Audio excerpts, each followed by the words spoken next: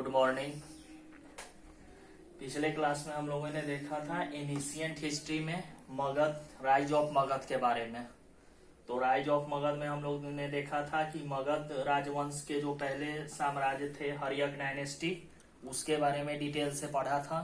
और उसी में अब आगे है हमारा शिशुनाग डायनेस्टी, शिशुनाग राजवंश। उसके बाद फिर नंद डायनेस्टी, नंद राजवंश, मौर्य राजवंश, उसी को आगे हम लोग देखेंगे। तो फिर सेकंड है हमारा शिशुनाग राजवंश। तो शिशुनाग राजवंश जो था उसका स्थापना किए थे शिशुनाग। शिशुनाग जो पहले एक मिनिस्टर थे, मंत्री, और बाद में इस वंश का स्थापना कर कर फिर राजा बने और इस पे शासन किया।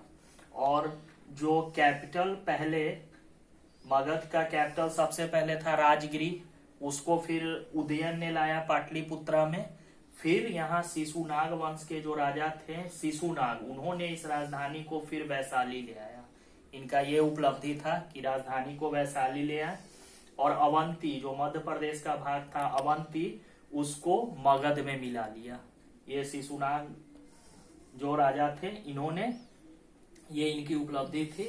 फिर शिशुनाग के जो पुत्र हुए कालाशोक, उन्होंने फिर राजधानी को पाटलिपुत्रा ले आया। और दूसरा जो बौद्ध सभा हुआ था कालाशोक के शासन में हुआ था। पहला बौद्ध संगीति मैंने बताया था अजात शत्रु के काल में हुआ था, दूसरा बौद्ध संगीति कालाशोक के शासन काल में हुआ था। और इसके अंतिम राजा थे नंदीवर्धन। तो ये था हमारा शिशुनाग राजवंश। उसके बाद है हमारा नंद डायनेस्टी, नंद राजवंश। तो नंद डायनेस्टी, नंद राजवंश की स्थापना किया था महापद नंद ने। और ये पहले राजा थे जिन्होंने एकार्ट की उपाधि धारण की। प्राचीन समय में राजा लोग जो युद्ध जीतते थे और विजय के उपरांत जो उपाधि धारण करते थे, उसी में एकार्ट की उपाधि इन्होंने धारण किया था महापद नंद में। और पुराणों में इनको बताया गया है परशुराम का दूसरा अवतार।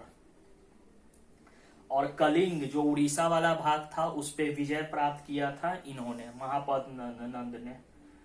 और कलिंग में इन्होंने नहरों का निर्माण करवाया। इसकी जानकारी हमें मिलती है कलिंग के राजा जो थे खारवेल, वहां कलिंग में उन्होंने हाथी गुफा का निर्माण करवाया है। उसी गुफा में इसके बारे में जानकारी मिलता है कि उन्होंने वहां पे नहरों का निर्माण करवाया। और नंद डायनेस्टी के सबसे अंतिम जो राजा थे घनानंद, घनानंद जो एक क्रूर शासक था और उससे वहां की जो जनता थी उनसे बहुत पीड़ित रहती थी। और घनानंद के बारे में मैंने बताया था कि घनानंद के दरबार में रहते थे चाणक्य, जिसको उन्होंने तिरस्कार मतलब उनका अपमान करके वहां से उनको निकाल दिया था। और चाणक्य जो थे फिर चंद्रगुप्त मौर्य से मिले और फिर चंद्रगुप्त मौर्य को राजा बनाने के लिए फिर घनानंद की हत्या हुई। और इस प्रकार फिर क्या था, नंद वंश के बाद फिर जो आया हमारा मौर्य डायनेस्टी आया। तो मौर्य डायनेस्टी पिछले वीडियो में मैंने बताया था। और मौर्य डायनेस्टी का जो संस्थापक कौन थे, चंद्रगुप्त मौर्य। और चंद्रगुप्त मौर्य मौर्य डायनेस्टी के जो सेनापति थे बृहद्रथ की हत्या कर कर शुंग राजवंश का स्थापना किया पुष्यमित्र शुंग ने। तो मौर्य वंश के बाद है फिर शुंग डायनेस्टी। तो इसको फिर हम लोग देखेंगे अगले वीडियो में। Thank you.